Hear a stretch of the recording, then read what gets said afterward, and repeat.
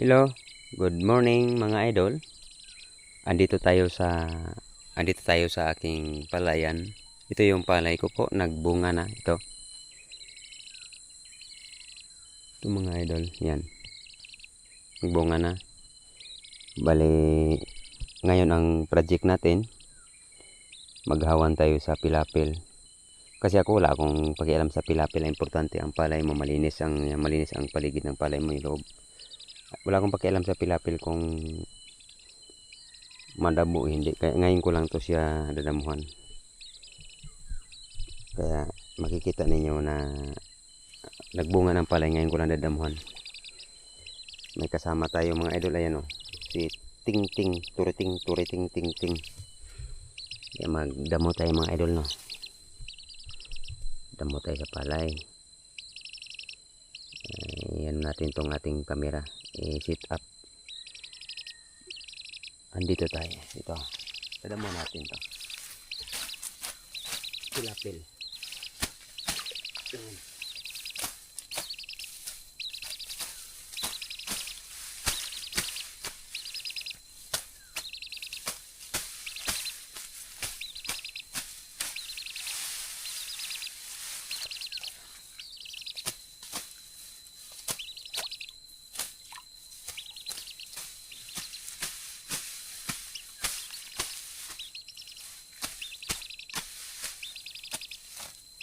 Okay.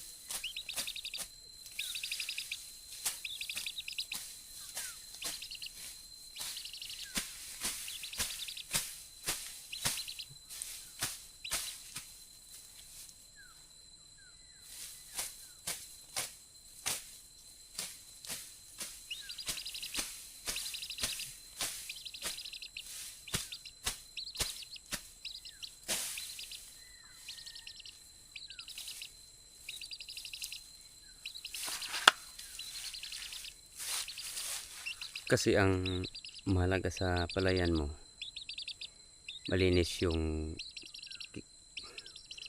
nataniman mo ng palay, yung kanyang walang kaagaw yung ugat.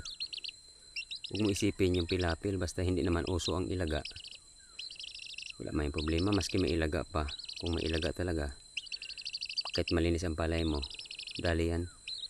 Wala namang tanim ang pilapil wala namang palay. Kaya ang diskarte, huwag mo munang unahin ang pilapil, unahin mo yung loob. Kaya yung ginagawa ko. Pero may lagyan kong kasama, yan o. Kasama ko palagi yan. Isa to siya sa inspirasyon ko sa pagpapalay, kasi ito yung kumakain ng mga apan, kahit anong klaseng mga insekto na nakukuha ko, siya ang tagasabat, ang titing ng bayan. Mamaya pag uwi namin, iba-vlog ko siya. Susunod to sa akin, di ko to ilagay sa bag. Yan lang po mga idol. Salamat. Kung farmers ka man, kung narelate mo yung buhay ng parauma, ito po yun ating mga palayan. Hanggang doon palay natin yan. Ito, nagbubunga na po. Malapit-lapit na tayong makapag-ani. Ganun lang ang buhay ng isang parabukid, parauma. Thank you po, thank you sa mga suporta. Kung farmers ka man, dumaan ka sa pagkahirap ng panahon na yon, ngayon yumaman ka, pansinin mo yung mga mahirap na dinaanan mo nung panahon. Thank you po. Ting, sabihin mo Ting, shout out lahat Ting. Sabihin mo Ting, si Titing, ipa-shout out daw kay lahat ni Titing. Isa-shout out kayo, mag-share daw kayo, mag-comment para mabanggit niya ang pangalan ninyo. Salamat.